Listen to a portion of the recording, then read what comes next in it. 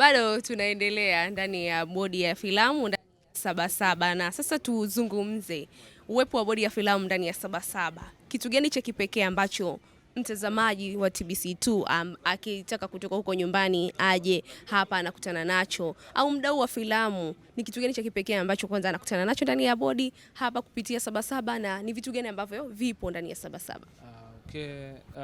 Kwanza nichukue nafasi hii kuwakaribisha sana Sabasaba. Kwa sababu gani? Kwanza manake tumesogea karibu zaidi, sio ofisini tena, tumesogea ambako wadau, kwa sababu watakuwa na shughuli nyingi za Sabasaba, manake wanaweza wakapita. Kitu cha kwanza tunachokifanya ni kutoa awareness, kutoa elimu kuhusiana, kwa sababu mimi ni Sabasaba yangu ya pili kushiriki. Kwa hiyo moja kitu ambacho nilijifunza awali ni kwamba wazazi au mashabiki wetu, audience, wale watazamaji wa filamu wengi hawajui issue nzima kuhusiana na madaraja. Kwa wakija katika banda letu watajifunza kuhusu madaraja. Kwa mfano kwenye TV zao wanaangalia kwenye tamthilia zao, upande wa kushoto pale kuna namba inatokea, inakuta 18, 16. Sasa hawajui ni nini. Kupitia nafasi hii naweza kukwambia bana, ukiona ile 16 maana yake ile tayari ndio bodi ya filamu. Ndio maana tunasema bodi ya filamu tunamsimamia mpaka mtazamaji wa nyumbani. Kwa maana ile 16 tunakusimamia wewe, kwamba kama ni mzazi, mtoto, unatakiwa ujue kabisa ili lika la filamu unatakiwa kuangalia ni miaka 16. Kwa sasa wakija hapa ndio unakuta mtu kumbe anaelewa kwamba nini. Kwa mwisho wa siku lengo kubwa ni kuwafundisha, hususan kwa sababu pia filamu ni nyingi. Watu wanaangalia wanaamini story ni kali. Unaweza kukuta kuna story ambazo mtoto haruhusiwi kuangalia kutokana na agenda zilizopo katika hizo story. Sometimes tunahitaji uwepo mzazi mtoto anapoangalia na mzazi awepo, kwa sababu unajua watu wanawazaga tu kwamba mzazi anatakiwa kuwepo kumlinda mtoto asiangalie labda watu wanabusu. Hapana. Kuna lugha mtu anaweza kaongea neno ambalo mtoto anahitaji kupata uelewa. Sawa? Ila kutokana na lilivyotumika mtoto anaweza kalielewa tofauti. Mzazi kazi yake kwamba hapana, hivyo anamaanisha 1 2 3. Kwa hiyo inaweza kawa ndo lengo kuu la mzazi kuwepo, ni kwa maana kutoa ufafanuzi baadhi ya vitu, isije kaonekana mtu ameondoka na hilo kitu basi akaliweka kichwani kumbe liko hivyo hivyo. Hapana, mzazi anakuwepo kwa sababu ya kucontrol ni kitu gani kinazungumzwa, basi aweze kufanya hivyo. Pia kuna mazingira ndio tunasema, lakini kama kuna picha ambazo haziko sawa, maana yake mtoto anaweza mzazi anaweza kucontrol hivyo vitu. Ndio kwa hiyo tuko hapa sio kwa ajili ya wadau, lakini pia tuko kwa ajili ya watu wote ambao ni wapenzi wa kutazama filamu, wanapata elimu, wanaweza wakajua hao wadau wao wanafanyaje kazi, utaratibu gani wanafuata. Pia kwa wale wazazi ambao wanatamani watoto wao waje wajishughulishe na masuala ya filamu, tunawapa miongozo ni kitu gani wanatakiwa kukifanya. Kwa maana tunaweza tukawapeleka vyuo, tuna taasisi nyingine hapa kwa mfano kama Tasuba, kwamba mwanafunzi kama ni mtoto basi hebu nenda kaonane pia na chuo cha Tasuba, ujue mtoto wako atakimaliza form 4 aende hapa, kuna kitu anaweza akakipata. Kwa hiyo ni hivyo, lakini pia tuko hapa kwa ajili ya kukutana na makampuni mengine, private investors, pamoja na taasisi nyingine za serikali. Kwa maana tunajishughulisha sisi bodi ya filamu, bidhaa yetu, uzuri wa bidhaa yetu ni kwamba tuna uwezo kumzungumzia kila mtu. Kwa maana tunazungumzia, kwa mfano tuzungumzie The Royal Tour. Sawa? Royal Tour inawezekana ni makala ambayo imetengenezwa. Ni filamu ile, ni makala iliyotengenezwa. Lengo ni nini? Kuhamasisha utalii. Kwa hiyo hata wadau wetu. Kwa hiyo hata wadau wetu ambao ni taasisi za serikali, tupo hapo kwa ajili ya tunasema kutengeneza mahusiano, kwa maana ya kwamba mimi inawezekana kutoka hapa mpaka nikawatafute taasisi fulani kwenda Dodoma imekuwa ni ngumu.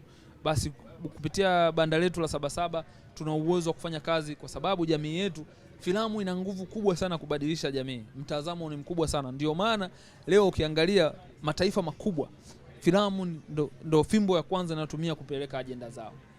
Kwa hiyo na sisi tunatakiwa kama taifa tutumie filamu kupeleka ajenda zetu kwa jamii. Tunahamasisha nini? Tunahamasisha vijana kujiajiri, tunahamasisha watu kupata elimu, kujipambanua zaidi kwenye ya kazi. Basi kwa kupitia filamu ina uwezo, kwa sababu leo naamini kuna kipindi hata wewe Winnie, kuna kipindi inawezekana kuna vitabia fulani ulianza kubadilika kwa kuangalia tu filamu. Si ndio? Kwa filamu ina nguvu ya namna hiyo. Sasa hivi ukienda watoto kuna mazingira wanaongea ni kwa sababu wanaangalia cartoon. Yeah. Si ndio? Kwa basi filamu iko hapa tuko banda la bodi ya filamu lipo hapa kwa ajili ya kukutana na wadau wote ambao wanaweza kaamini kwamba filamu ni sehemu pekee au ni mojawapo wa njia ambayo tunaweza tukafikisha ajenda zetu kitaifa. Na sisi ndio maana tunawakaribisha. Kwa wale mashabiki wa nyumbani waje hapa, pia tunawakaribisha siku ya tarehe 10 ambayo itakuwa ni siku ya bodi ya filamu. Kwa maana hiyo ni siku ambao wadau wao wote muhimu ambao wanawajua kwenye filamu watakuwepo, kwa maana ya kuonesha hii ni bodi ya filamu na hao wanafanyaje kazi. Kwa hiyo wanaweza kuwa na maswali, tutaweka majadiliano ya wao mashabiki pamoja na wadau wetu. Kwa hiyo tutakuwa na timu Kombolela, sio unaweza kuzitaja? Yeah. Okay, timu Kombolela itakuwepo hapa, mtakutana na wadau, mtauliza maswali. Timu Noma itakuwepo hapa, mtauliza maswali. Hatujaacha pia tamthilia za mitandaoni, tuna timu Dunia watakuwepo hapa, wataulizwa maswali. Tuna watu baki wachekeshaji wa stand up comedy watakuwepo, watafanya hivyo vitu vyote. Kwa hiyo tuna orodha ya vitu ambavyo ni vingi. Kwa hiyo mtu angalie tu ratiba yake. Tunamkaribisha siku ya tarehe 10, itakuwa Ijumaa. Wanakaribishwa sana kufika hapa, watakutana na wadau waweze kupata experience. Sasa hivi tuepushe wazazi kusema kwamba mtu akaenda kushiriki kwenye filamu ni uuni nini. Hapana. Na hiyo imekuwa kasumba kidogo. Ile ni uhusika tu, watu wanavaa kwenye kazi hivyo, akitoka hapo tuendelea na maisha yao. Na pia sasa hivi tunazungumzia filamu ni biashara. Kwa wanatakiwa wajue tunapozungumzia filamu biashara ni nini. Watu wengi, filamu inaajiri watu wengi. Wewe angalia tu Kombolela, familia ya mzee Kikala ina watu wangapi? Wale tu. Sasa wale tunawaona kwenye kamera na najaribu taangalia, tunaweza tuangalie behind the scene. Kuna zaidi ya watu 30-40 pale wanafanya kazi. Kwa hiyo tayari kupitia Kombolela tu watu 40 wameweza kuajiriwa. Vipi Noma series? Umeona vipi Huba, vipi Jua Kali? Kwa tamthilia zote hizi unaziona kabisa zina watu. Na sasa uzuri ni kwamba inatokea ni kwamba kila mtu anakuwa na timu yake. Kwa kila siku watu wanakuwa wanaajiliwa ni hivyo. Ndio maana tunazungumzia filamu ni biashara. Kwa hiyo tunahakikisha wadau, wazazi kuhamasisha watu kuinvest katika filamu, wazazi kuwaacha watu washiriki katika filamu, pia wakasome masomo ya watu filamu, kwa sababu pia inawezekana tuna changamoto. Tuna watu wengi wenye uzoefu wa filamu lakini elimu ya filamu ni changamoto. Lakini sio kwa ubaya. Sasa tunatamani tuwaongezee hawa watu, kwa maana sasa hivi watu wengi wakubwa kumrudisha darasani inakuwa ni changamoto. Kwa hiyo tunataka watu wengi wakasome filamu ili waende watengeneze ile chemistry. Sasa mwenye uzoefu na mwenye elimu watengeneze kitu chao chemistry.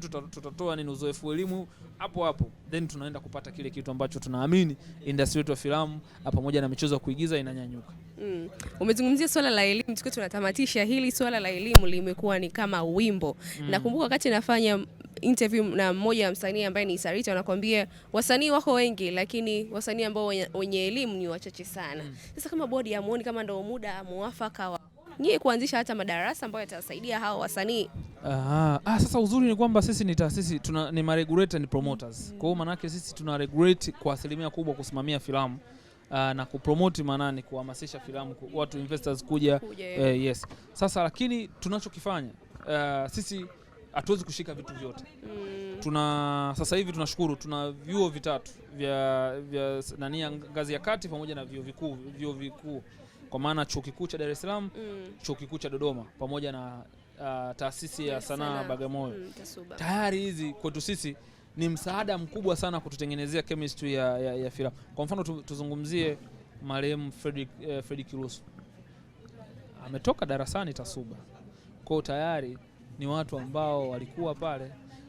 Sarito mwenyewe tunazungumzia, tunarudi sasa tunapromote, tunatamani investors. Hamna kitu kizuri kama TMT.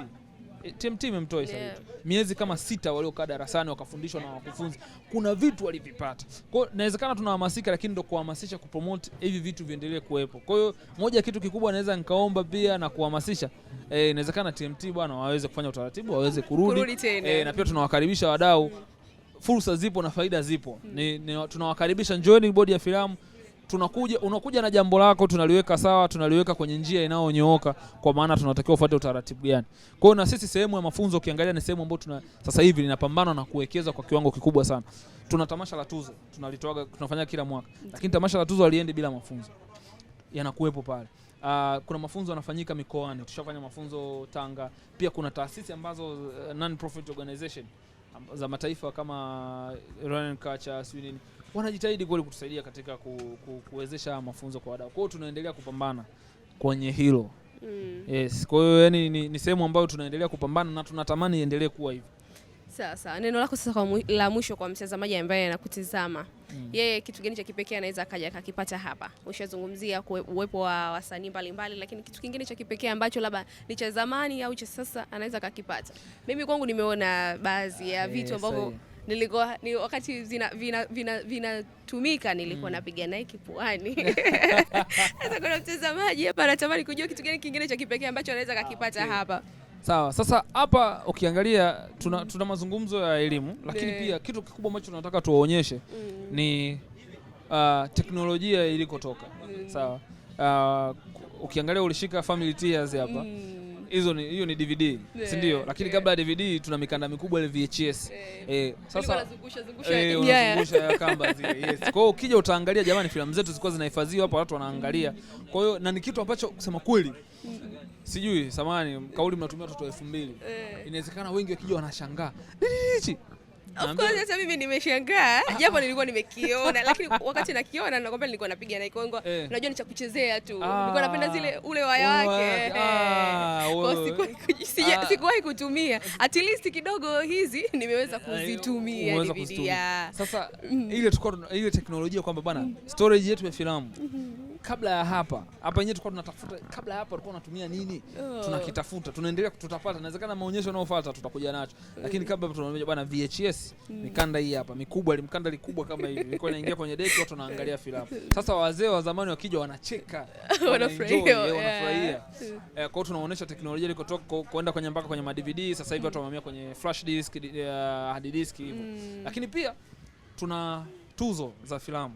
Tuna lile tamasha la tuzo sisi tunalifanya kila mwaka. Kwa hiyo hapa sasa hivi tulikuwa tuna sample ya tuzo mbalimbali ambazo tunazifanya. Ile kila mwaka tulikuwa tunakuja na muundo fulani wa tuzo, tulikuwa tunajaribu kutafuta ile test yetu. Lakini hapa pia wataziona hizo tuzo za miaka kadhaa ambazo iko hapa. Na pia wataweza kupiga nazo picha, kwa maana kwamba ile tuzo leo muona Isarito amechukua kwenye Maisan iko hapa. Watakuja watapiga nao picha, kwa maana ni sehemu ya banda. Tunatamani wadau wetu ni bure. Waje wapate mafunzo, wapige picha, wataona picha za wadau wao, watakuja. Ni hivyo, ni vitu ambavyo watavipata sana. Kwa hiyo mimi nawakaribisha sana banda la bodi pamoja na banda la Wizara ya Habari, Utamaduni, Sanaa na Michezo. Wana vitu vingi. Shukrani sana. Nashukuru sana.